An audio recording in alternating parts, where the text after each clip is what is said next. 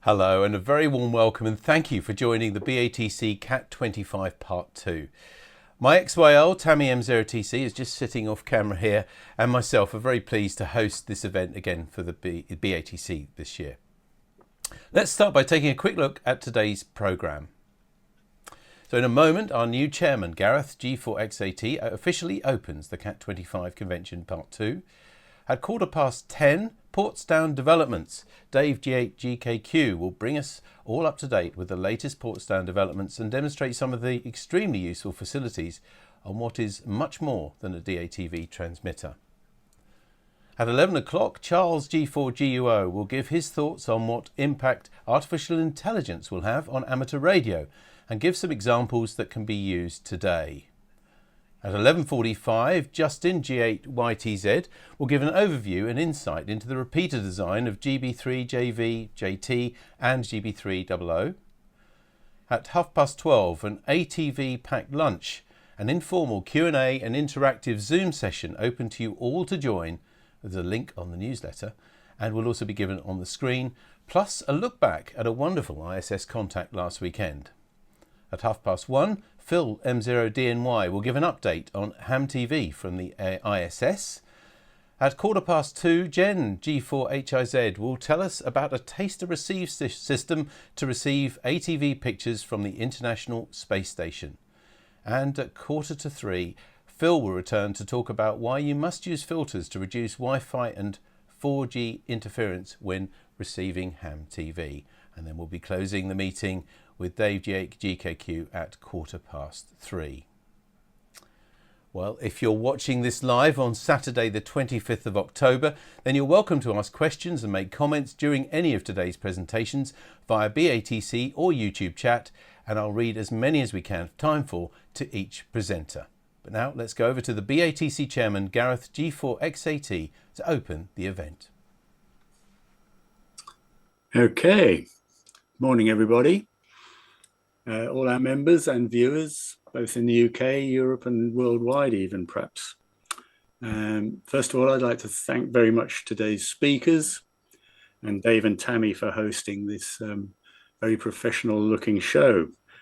I will also add my apologies for the extraordinary skin tone that my camera has chosen to show today. It's the first time my Kaio, as you see me using on nets, has thrown this wobbly, and it makes me look like something between an Oompa Loompa and something else. But those who know me will know it's fake. Anyway, onward.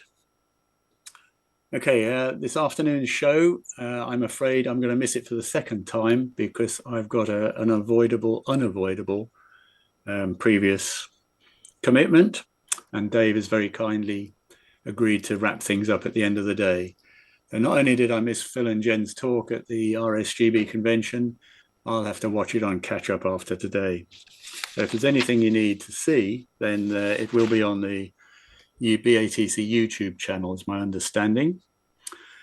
Okay, I've got a sheet of notes here to make sure I've got everything covered, and I've got a stopwatch running so I don't waffle on. I've had a very busy year, as you may have heard. Scuba diving in Gozo, which did involve some radio, a kitchen strip out and refurbishment, which was hard work, but is all nice and tidy. Extensive work on the repair, restoration and re-engineering of a 40-year-old kit car. I've had a long involvement with vehicle projects, so that was something to add to my list of things to do. Also an attempt, and I call it an attempt because I didn't manage any contacts at all in this year's IRRU ATV contest. What I would say from that is mind the trees if you want to use 10 gigahertz, and also look after your access privileges very carefully, since mine is now 50 quid a day if I want to go to that particular location, and there's nowhere else nearby that works. Okay, CAT25 Part 1 and the Saturday dinner, which sold out, was an excellent social event. And it was complemented very much by a live ISS pass, even if it was a blank raster. Thanks very much to Phil for setting up all that stuff. And also myself for bringing along the scruffy looking but functional ground station for Q000, and also Jen's much smarter solution. Okay, club membership. It's nice and stable, just under 1,400 members. And it's been very well represented by committee and members at a whole range of rallies this year. I'll read them out if I may. Norbeck, that's Blackpool. Martlesham Microwave Round Table, Dunstable Downs, Frigdischstaffen, RAL Microwave Round Table, Reading, Wimborne Hamfest, Telford Hamfest, Newark Hamfest, Hornsey Rally, RSGB Convention, and the planned Midland Microwave Round Table.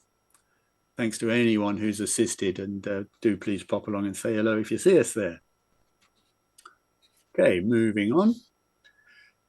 Although Facebook is, shall we say, less than ideal these days as an environment, there is a lot of good stuff buried in amongst all the fake rubbish and distractions and advertising.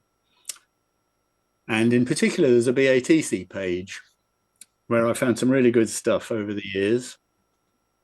There's content there including building of equipment and stuff for sale and generation of subsequent RF put to good purpose.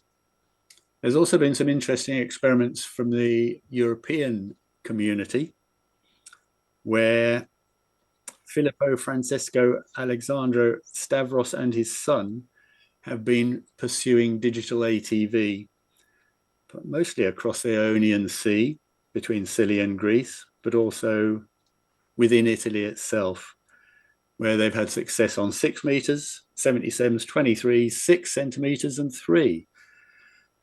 I mentioned I took some gear to Gozo. I even built this to take for 13 sems because it will fit in my suitcase. In the end, that didn't happen for a variety of reasons, but I did take a 5-watt handheld, and I was very pleased to work, albeit via the Gozo repeater, Stavros on the mainland of Greece. So 700 kilometers, albeit via repeater. That was good. They have pursued and continue to pursue a variety of propagation modes, aircraft bounce, which is, well, it's interesting. If you haven't tried it, it's definitely worth a go. You don't necessarily need a tweakable in azimuth or elevation. Well, you need azimuth, but maybe not elevation. Noel and I can manage a contact on 70 sems, even though there's a very large hill between us. You just have to sit and wait because the aircraft come in on a nice approach on their way to Heathrow. Very conveniently about halfway. There is, of course, the Air Scout website, which will help with predictions for that. Something they've done recently, I noticed, is balloon SSTV. Okay, so it's not fast scan, but it could be fast scan. And as a result of that, it's almost interesting to wonder how else we could get a picture in the air. Has anyone got a PPL, for instance? Because we could build some nice lightweight gear. We have to be a primary user on the band to do aircraft mobile, so it's only 2 meters, I'm afraid. But if anyone fancies a crack at that, I'd be interested in joining in and progressing the hobby. Okay, let's see now. Okay, en route to the RSGB convention, I called in at the NRC at Bletchley Park, where I would say you can get a free access ticket if you're a member of the RSGB, which makes it worth joining the RSGB, apart from all the other good stuff they do for us. There's a very good display of radio through the ages and paraphernalia. There's also an excellent wideband DATV ground station receive, where passers-by can touch the touch screen and view the content. It's a very helpful little extra. Related to that, I was approached by the RSGB NRC coordinator and asked if we could possibly put up a wideband link. And I would say that is progressing. It's more likely to be something next spring or early summer, and might involve 2 ground stations, such that families could actually have a DATV QSO via the satellite whilst separated by perhaps 50 yards or so on the ground. Work in progress, I think it's safe to say. Okay, onward to the conference then, which is 10 minutes up the road. A very busy Saturday. It was nice to receive praise for our CQTV, which is the work of Frank and contributors. They particularly liked the feel of the magazine, so do feel free to buy yourself the paper copy as well as the online subscription. And also please remember that students can join for free. I always found that it's not so much that people don't have an interest in electronics or DATV or Raspberry Pis or whatever. It's that these days there's so much on or available to distract them. Unless you draw their attention to it, then nothing will come of it.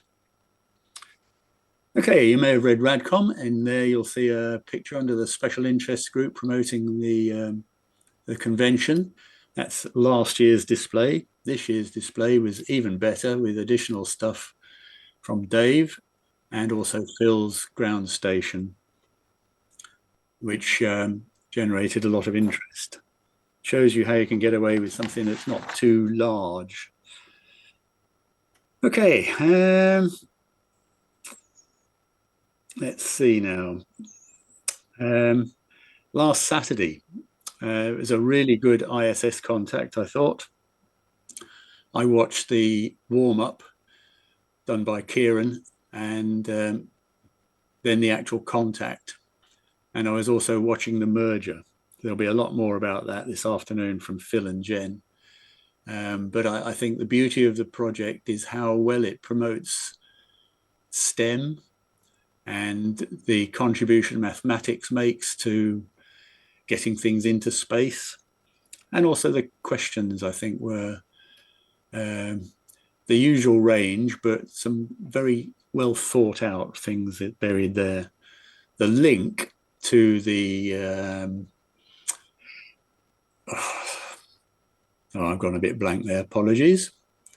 The video link up where the stations sequentially offered up their video, that really did work well. And you got to see the warm down in the space station as well. Justin's presentation on repeaters. We've had several digital upgrades recently, which you can read about in CQTV. Those have shown the benefits of going digital. If you think you want to convert, then do think about applying for a bursary. The funds are there if the cause is just. And use your local repeater. When I was lucky enough to acquire a decent 23 cent beam, I thought I'd experiment with accessing JV and found I could actually achieve that with a barefoot Pluto.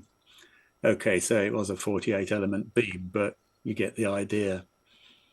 Okay. Right. As David mentioned, there will be a clip of the ISS link in case you missed it after the lunchtime chat. And if there's anything you wish to talk about, that's a good point to pop it in and see how things go. Time-wise, I've got about a minute or two, so I would just say enjoy the day, and do please let the committee know what you think about the hobby, the future of the hobby, what we should be doing, what you think about CQTV. I know Frank regularly asks for feedback, but other than the comment I received at the RSUB convention, it's all a bit quiet. And although we could assume that if no one's saying anything, all is well, it would be nice to know. So with that, I shall hand it over and wonder what on earth was going on with my camera, because the rest of the picture looks okay. I probably won't pop back, but I'll be listening and watching until 1:30 when I will have to go. Okay, I won't say 7 threes, but I wish you all well and enjoy the rest of the day.